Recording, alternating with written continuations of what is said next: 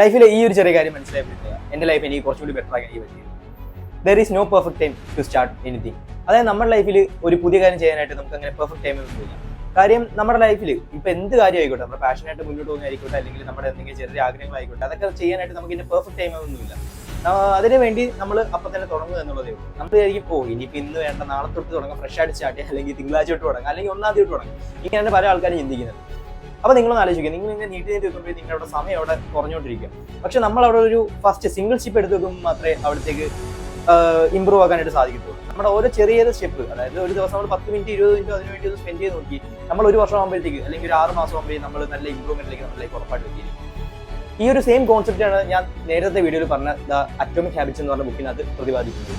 അപ്പൊ നമ്മൾ ഒരു ചെറിയ കാര്യം എന്താണ്, അല്ലെങ്കിൽ ഏതൊരു വലിയ കാര്യം ആയിക്കോട്ടെ, അത് ചെയ്യാനായിട്ട് തന്നെ നമ്മൾ ആദ്യം ഒരു സിംഗിൾ സ്റ്റെപ്പ് വെക്കുക. അതിന് ഇന്ന പെർഫെക്റ്റ് ടൈം ഒന്നും നിങ്ങളായിരിക്കും ഞാൻ ഈ കാര്യം കേട്ടിട്ടുണ്ട്, പക്ഷെ നിങ്ങൾ തന്നെ ചിന്തിച്ച് നോക്കി,